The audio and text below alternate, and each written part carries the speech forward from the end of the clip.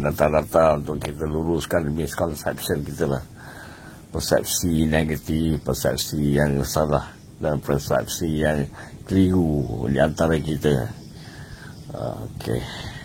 Okey ni. Ini data yang dia kongsikan berkaitan dengan kalau ditengok di sini RM ikut jumlah penduduk ya. Kalau di sini jumlah penduduk keseluruhan 280 juta, Indonesia USD 3.995, jumlah penduduk sebanyak 275 juta. Oh, ini ya. Okey, kita semak lagi guys, kita tengok. Apa kata Pak Cik? Waalaikumsalam. Hari ini nak bagi sikit komen lah tentang banyak ni video toksik. Memang banyak video toksik, tapi dia orang ni buat konten yang tak ada data, tak ada backing. Okey, hari ni kita nak buat satu konten tentang saiz ekonomi ASEAN. Saiz ekonomi ASEAN ya. Jadi artinya bukan sekadar Malaysia, Indonesia, tetapi meliputi ASEAN. Wow, menarik. Info dari IMF 2022. Ekonomi ASEAN adalah sebesar 10 triliun. 10 triliun. 10 triliun. Ini fakta yang padu ni. 0.131 triliun. Ini ukuran GDP, purchasing power parity. Dan ini merupakan lebih besar daripada India. ASEAN ni ekonominya lebih besar daripada India. Wow. Okey. ASEAN lebih besar ekonominya daripada India. Masya Allah. Okey. Daripada situ, ekonomi yang terbesar dalam ASEAN adalah Indonesia. 3.995 triliun. Untuk di ASEAN ya. Triliun. ASEAN ekonomi yang terbesar adalah negara Indonesia. Saya tidak berapa dengar lagi. Kita semak supaya info ni lebih jelas. Kita dengar ya. Indonesia 3. Okey. Daripada situ, ekonomi yang terbesar dalam ASEAN adalah Indonesia. 3.995 triliun. 3.995 triliun. Ini merupakan hampir 40% daripada ekonomi ASEAN. 39 point sekian persen lah. Hampir 40% ekonomi ASEAN, di mana 40% itu adalah negara Indonesia untuk saiz ekonomi. Wow. Diikuti oleh Thailand. 1.475 triliun.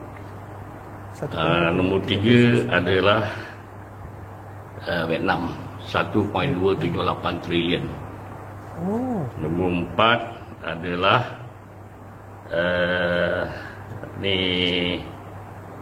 nombor 4 Indonesia, Thailand, Vietnam, Filipin.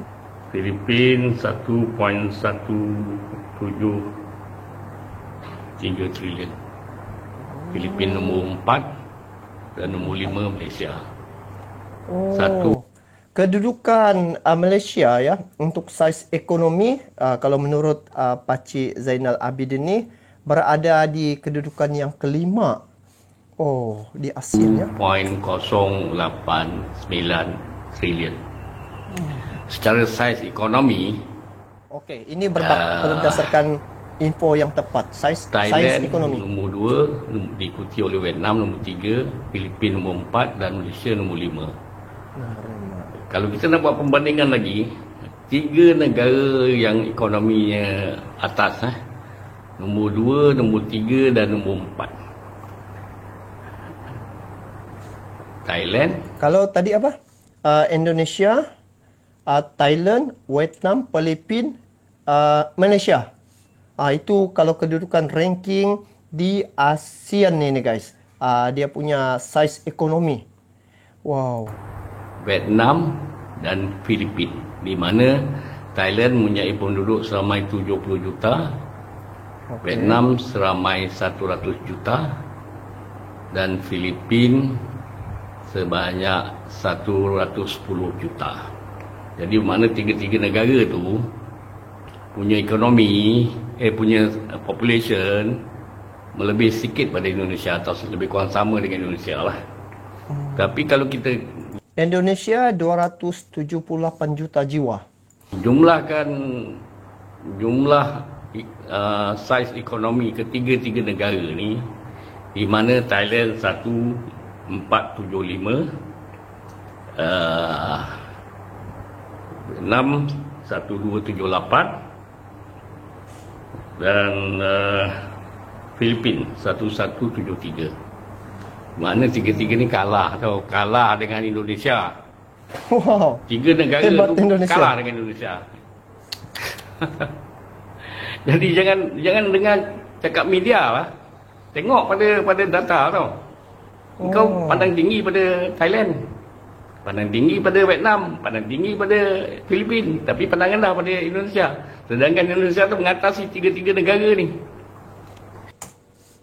Dengar tu guys.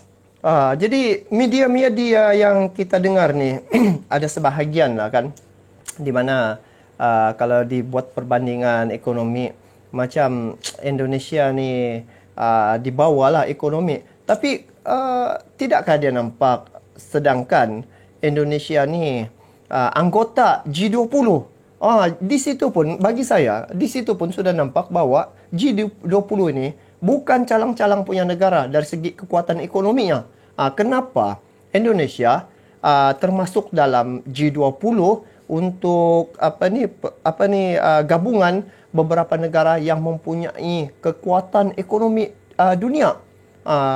Malahan yang saya rasa begitu turut bersedih, Malaysia tidak termasuk dalam G20, gabungan ataupun kelompok G20 itu guys. Tapi Indonesia masuk dalam G20. Bagus ini info ni. Kita lanjut lagi. Dan kita nombor 5, saiz ekonomi itu penting tau. Menunjukkan berapa banyak duit yang ada di dalam satu negara tu. Kalau dibagi kan sama rata, memanglah Indonesia tu jatuh nombor 3. Tolak Singapura lah.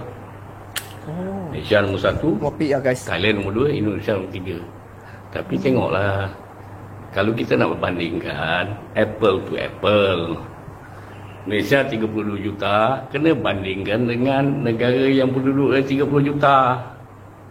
Barulah apple to apple.